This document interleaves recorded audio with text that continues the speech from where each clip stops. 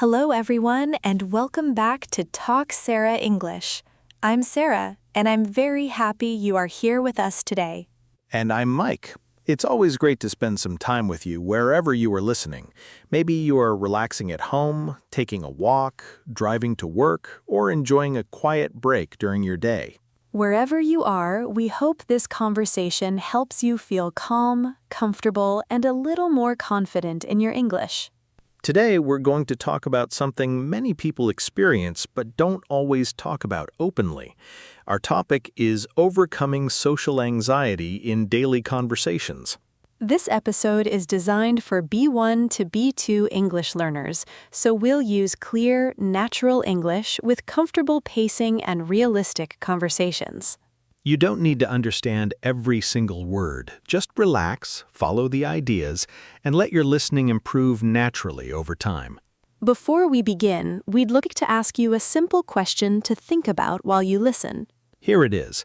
Have you ever wanted to say something in a conversation but stayed silent because you felt nervous? Maybe it happened in English, or maybe even in your own language. Perhaps you wanted to introduce yourself, ask a question, or join a group conversation, but your mind suddenly became very quiet. Or maybe your heart started beating faster and you worried about saying the wrong thing. If that sounds familiar, you are definitely not alone.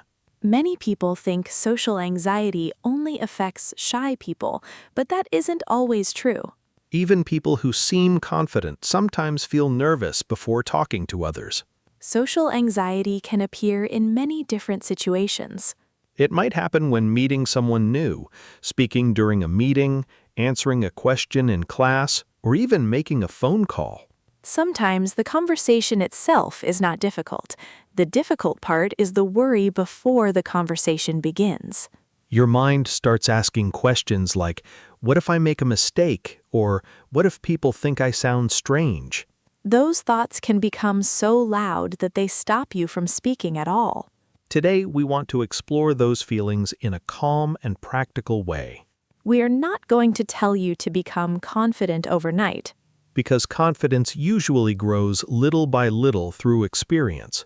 Instead, we want to understand why these feelings happen and how small changes can make conversations feel easier. Sarah, can I ask you something? Of course. Do you ever feel nervous before talking to someone you didn't know? Yes, many times. People are often surprised when I say that because they hear me speaking comfortably now. So even confident speakers can feel anxious? Absolutely. Confidence doesn't mean you never feel nervous. It means you learn how to continue even when you are nervous. I like that idea because many people believe confidence means feeling completely relaxed all the time. I don't think anyone feels completely relaxed in every situation. I certainly don't. Really? Tell us about one situation. Well, a few years ago, I attended a networking event for work. That sounds like a place where people spend a lot of time talking. Exactly, and that was the problem. Everyone seemed busy introducing themselves and having interesting conversations. What did you do? At first, I walked around holding a cup of coffee. Were you drinking it? Very slowly. I think that cup lasted almost an hour. It became your safety blanket. That's exactly how it felt. As long as I was holding the cup, I didn't have to start talking. Did anyone speak to you? Yes, someone smiled and asked, "How are you enjoying the event?" That's a very simple question. It was, but my mind suddenly became empty. What happened next? I answered, "It's very event." Oh no. I wanted to say, "It's a very interesting event," but only one word came out correctly. I think many listeners understand that feeling. The funny part is that the other person just smiled kindly and continued the conversation. So the situation wasn't nearly as bad as it felt in your mind. Not at all. I was the only person thinking about my mistake. That happens very often. Why do you think that is? Because when we feel anxious, we pay much more attention to ourselves than to everyone else. We notice every pause, every mistake, and every small detail. Meanwhile, the other person is usually thinking about their own words, their own feelings, and what they want to say next. That's an interesting way to look at it. Imagine two nervous people having a conversation, They might both believe the other person is judging them. when actually both of them are busy worrying about themselves. That's almost funny when you think about it. Yes, and understanding this idea can reduce some pressure. Let's explain the expression social anxiety in simple English. Social anxiety is the strong feeling of worry or fear when you interact with other people. It often includes worrying about being judged, embarrassed, or making mistakes. It doesn't always mean you dislike people. Many people with social anxiety actually enjoy spending time with others. They simply become very nervous before or during conversations. Sometimes they avoid social situations because they expect something bad to happen. The important word there is expect. Yes, because often the bad thing never actually happens. Our imagination can sometimes create bigger problems than reality. Let's think about learning English for a moment. Many English learners already feel nervous because they are using another language. Then, social anxiety adds another layer of worry. They might think, my grammar isn't perfect, Or, my pronunciation sounds strange. or even, everyone will notice my mistakes. But in real conversations, most people appreciate the effort you are making. In fact, many native speakers admire people who learn another language. Because they know how difficult it can be. Instead of expecting perfection, try expecting progress. Progress happens one conversation at a time. Every greeting, every question, and every small conversation gives your brain a little more experience. And those experiences slowly teach your mind that conversations are usually much safer than your fears first imagine. One interesting thing about social anxiety is that it often begins before the conversation even starts. Yes, sometimes the hardest part is not speaking, it is thinking about speaking. Your mind starts creating different stories about what might happen. You imagine forgetting your words, saying something embarrassing, or standing there in complete silence. The strange thing is that these situations usually exist only in your imagination. But your body reacts as if they are already happening. Your heart beats faster, your hands may feel cold, and your shoulders become tense. Some people even notice that their voice changes when they feel nervous. Yes, their voice becomes quieter or a little shaky. Have you ever experienced that, Sarah? Yes, especially when I had to speak in front of a group for the first time. Really? I thought you always enjoyed public speaking. Not at all. My first experience was quite uncomfortable. What happened? I prepared everything carefully. I practiced several times at home and felt ready. That sounds like a good start. It was, until I stood in front of everyone. Then what happened? Suddenly, I became very aware of every face looking at me. That can feel intimidating. It certainly did. I forgot my first sentence, even though I had practiced it many times. What did you do? I smiled, took a slow breath, and simply said, "Give me 1 second." That sounds very natural. It was. Nobody looked upset or impatient. They probably understood exactly how you felt. Yes, and after that first sentence, everything became much easier. So sometimes the beginning is the hardest part. Exactly. Once the conversation starts, your brain often relaxes. That reminds me of another experience. Tell us, I once joined a language exchange meeting. were you learning another language? Yes, and I felt exactly like many English learners feel today. Were you nervous? Extremely nervous. I kept repeating simple sentences in my head. Like what? Things like, "Hello, my name is Mike," and "Nice to meet you." Those are very useful sentences. They are, but I repeated them so many times that I almost forgot how to speak normally. Sometimes we prepare so much that we become even more nervous. That's true. I wanted every sentence to be perfect. And perfection creates pressure. Yes. Then I met someone who simply smiled and asked me about my hobbies. An easy question. Very easy, but I still answered slowly. Did they seem impatient? Not at all. They waited, listened carefully, and even encouraged me. That is something many learners forget. Most conversations are not competitions. They are opportunities to connect with another person. People usually care more about understanding you than judging your grammar. Let's talk about another habit that increases social anxiety. Do you mean overthinking? Exactly. Overthinking means thinking about something again and again without taking action. For example, after a conversation, you might replay every sentence in your mind. You ask yourself, why did I say that? Or, I should have used a different word. Or maybe, I sounded so awkward. The problem is that we usually remember our mistakes more than our successes. We almost ignore the parts that went well. Imagine you had a 10-minute conversation. 9 minutes were friendly and comfortable. But during 1 minute, you made a small mistake. Which part do you think an anxious person remembers? Usually that 1 minute. Even if the other person forgot about it immediately. Our brains sometimes behave like detectives looking for problems. Instead of looking for evidence that we did well. A helpful habit is asking yourself a different question after a conversation. Instead of asking, what did I do wrong? Ask, what went well today? Maybe you smiled. Maybe you started the conversation. Maybe you maintained eye contact for a little longer. Maybe you asked one extra question. Those are all signs of progress. Progress is often much quieter than perfection. I like that sentence. Thank you. Another thing that makes social anxiety stronger is comparison. Yes, we compare ourselves to people who seem more confident.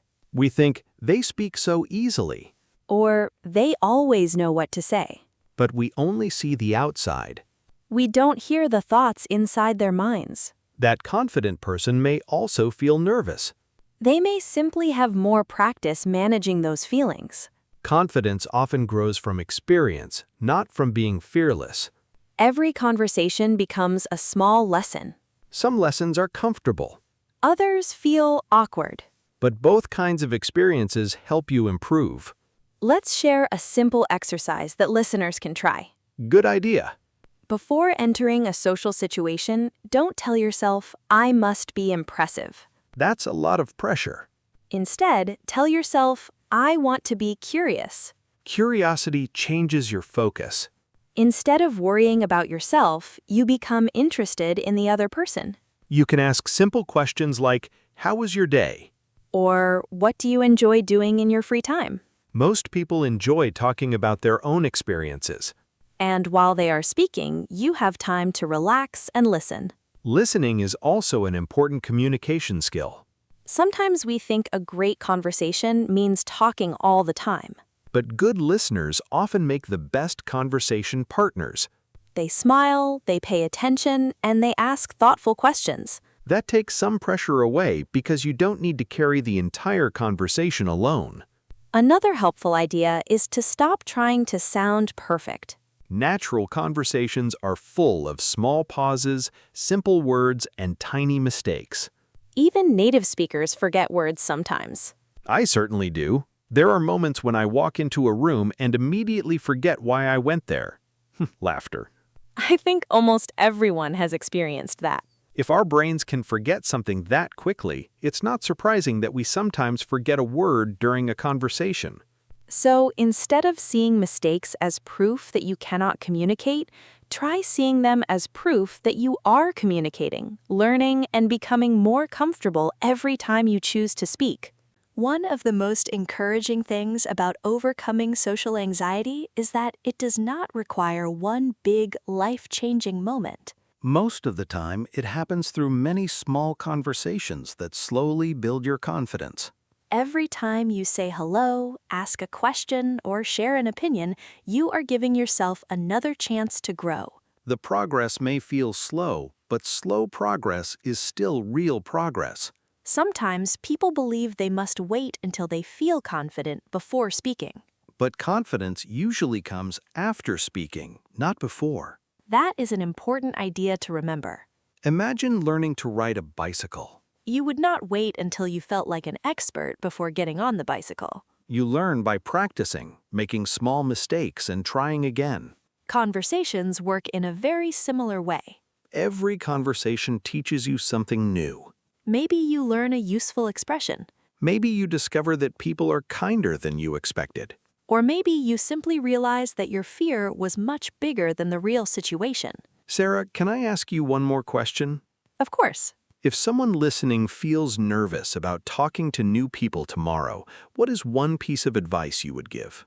I would tell them not to aim for a perfect conversation. Then what should they aim for? A real conversation. I like that difference. Real conversations include smiles, pauses, simple words, and sometimes small mistakes. They are not performances. Exactly. They are simply moments where two people try to understand each other. My advice would be similar. Let's hear it. I would tell people to celebrate courage instead of perfection. What do you mean by that? If you asked one question today that you were afraid to ask yesterday, celebrate that. Even if your voice was shaking a little? Especially if your voice was shaking. Because courage is acting even when you feel nervous. Not waiting until all fear disappears. Let's talk about another important idea. Which one? Being kind to yourself. Many people are much harder on themselves than they would ever be with a friend. Imagine your friend made a small mistake while speaking English. You probably wouldn't laugh at them or tell them they should stop learning. Of course not. You would probably smile and encourage them to continue. So why not offer yourself the same kindness? That simple change can make a huge difference. Instead of saying, I was terrible. You can say, I'm improving. Instead of saying, I embarrassed myself. You can say, I practiced today. The words we say to ourselves become part of our mindset. And a healthy mindset helps us continue learning. Another useful habit is remembering your successes. We often remember the uncomfortable moments, but forget the good ones. Try keeping a small notebook. After a conversation, write down one thing you did well. It could be something very simple. Maybe you smiled first. Maybe you introduced yourself. Maybe you understood more English than last month. Those small victories are worth noticing. Over time, they become evidence that you really are improving. Let's review some useful vocabulary from today's episode. Our first word is anxiety. Anxiety is a feeling of worry or nervousness about something that may happen. For example, I felt anxiety before speaking in front of the class. The next word is confidence.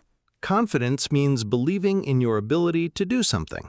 You can say, practicing every day helped build my confidence. Another useful word is curious. Curious means wanting to learn or know more about something or someone. For example, I was curious about her hobbies, so I asked a few questions. We also used the word overthink. Overthink means thinking about something too much, often in an unhelpful way. You could say, I tend to overthink after conversations. Another important word is encourage. Encourage means giving someone support or confidence. For example, my teacher encouraged me to keep speaking English. We also talked about progress. Progress means moving forward or improving little by little. You can say, I can see my progress because conversations feel easier now. Finally, we used the word mindset. Mindset is the way you think about yourself or a situation. A positive mindset helps you continue even when learning feels difficult. Before we finish today's episode, we'd like to leave you with one final thought. Imagine yourself 1 year from now. Not as someone who never feels nervous. But as someone who no longer lets nervous feelings make every decision. Maybe you will start conversations more easily. Maybe you will travel with greater confidence. maybe you will speak English without worrying about every small mistake. That future begins with the conversations you have today. You don't need to become fearless. You only need to become a little braver than yesterday. If you enjoyed this conversation, we'd love to hear from you. Tell us in the comments, what is one small social situation that you want to feel more confident in? You can write, I'm name from country, and this week I will start one new conversation. Your comment may encourage another learner somewhere else in the world. Remember, every confident speaker was once a beginner. Every comfortable conversation started with a simple hello. Thank you so much for spending this time with us. Keep practicing, keep being kind to yourself, and keep believing that every small conversation is helping you grow. We hope today's episode made you feel a little calmer, a little more hopeful, and a little more confident in both English and everyday conversations. Until next time, take care of yourself. Keep speaking English one conversation at a time, and we'll see you in the next episode of Talk Sara English.